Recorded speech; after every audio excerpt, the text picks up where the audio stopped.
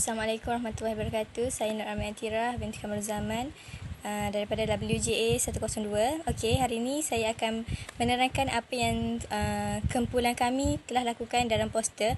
Okey, kumpulan kami telah memilih tajuk apa itu DRS ABC dan apakah step yang perlu dilakukan oleh first aider. Okey, yang pertama, untuk menjadi seorang first aider ni, kita perlu mengetahui apa itu DRS ABC. Okey, D merujuk kepada danger, di mana seorang first aider itu perlu memeriksa sekeliling mangsa supaya tiada benda-benda bahaya seperti kaca ataupun tumpahan petrol. Dan selain itu, first aider sendiri perlu memeriksa adakah pakaian yang digunakan oleh first aider boleh menjejaskan mangsa, contohnya jam ataupun cincin dan sebagainya. Okey, yang kedua ialah R. Okey, R ialah respondent. Okey, respondent ni ialah first aider itu perlu menepuk bahu mangsa untuk mengenal pasti mangsa ini sedar ataupun tidak sedar. Okey, selain itu juga first aider ni perlu mengenalkan diri dia sebagai first aider untuk membantu mangsa tersebut. Okey, yang seterusnya ialah shout.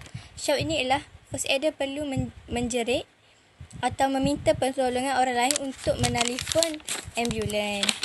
Okey, yang seterusnya ialah airway. Okey, airway ni first aider perlu memeriksa bahagian pernafasan mangsa supaya tidak ada benda-benda lain yang menghalang mangsa daripada bernafas dan meletakkan mangsa dalam keadaan recovery position. Okey, yang seterusnya ialah B.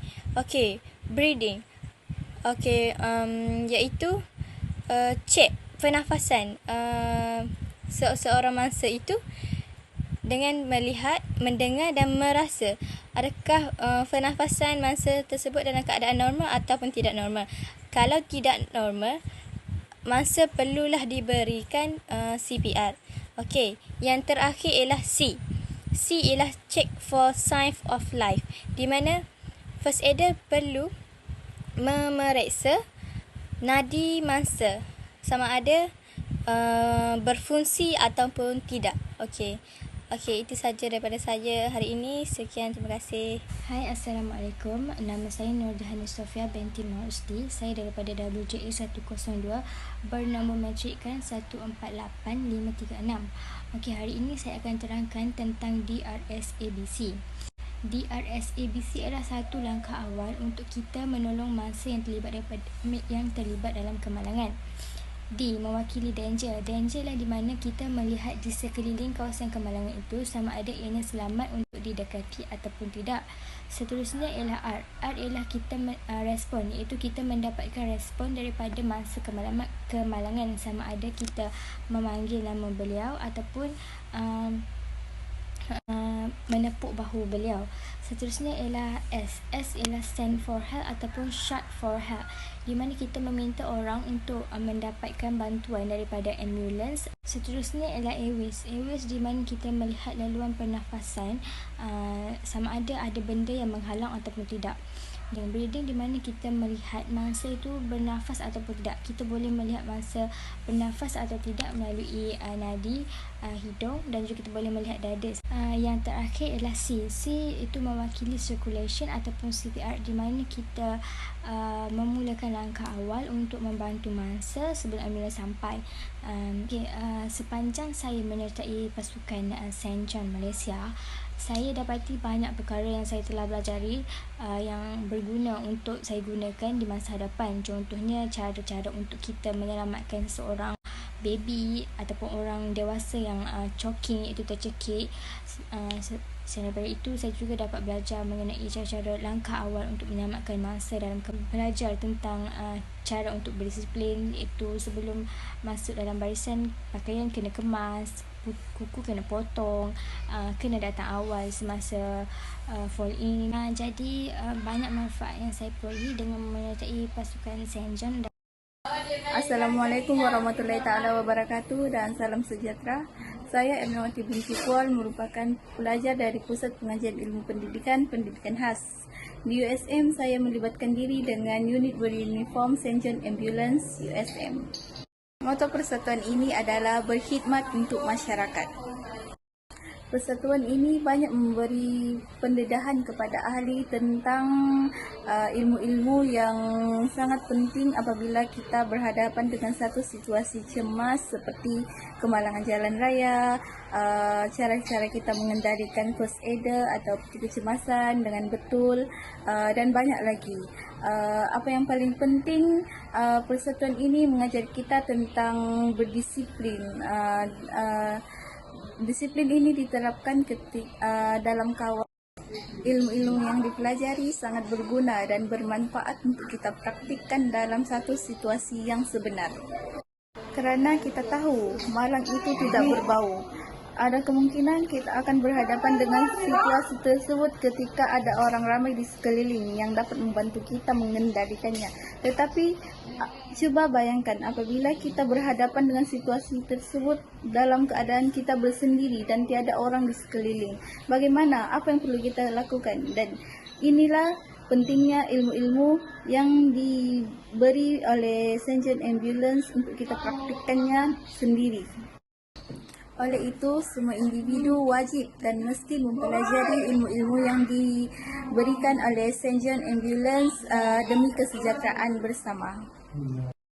Berkaitan dengan poster, apa yang cuba kami sampaikan adalah ilmu yang kami pelajari dari St. John Ambulance, iaitu tentang Doctors ABC. Doctors ABC merupakan akronim bagi langkah-langkah kita mengendalikan mangsa yang tidak sadarkan diri. Setiap akronim tersebut membawa maksud yang tersendiri. D for danger, R for respond, S for send for another call, A for airway, B breathing, C circulation. Apa yang paling penting di RSABC ini adalah langkah awal untuk kita menyelamatkan bangsa. Assalamualaikum dan salam sejahtera. Nama saya Farhana Demiti Muhammad Hairi dari WJA 102 2019-2020 Divisi 7 dan Kumpulan 4. Okey. Refleksi daripada St. John's Ambulance 2019-2020, apa yang saya dapat adalah saya dapat mempelajari cara untuk membuat CPR, RICE dan juga di RSABC, di mana saya juga dapat membantu mangsa ataupun pesakit untuk menyelamatkan atau membantu untuk mengurangkan kesakitan mereka, di mana bila kita jumpa pesakit ataupun mangsa di tepi jalan, jadi saya sebagai first aider dapat membantu dan memberi rawatan awal kepada mangsa-mangsa tersebut.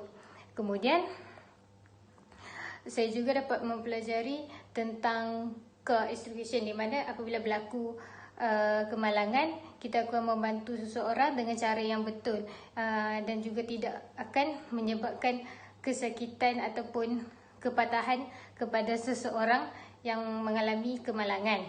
Kemudian dalam tugasan berkumpulan pula, kami berbincang dan memilih tajuk di RSABC, di mana di RSABC merupakan pertolongan segera yang diberikan kepada pesakit ataupun mangsa sebelum mendapat rawatan dari doktor ataupun pihak hospital.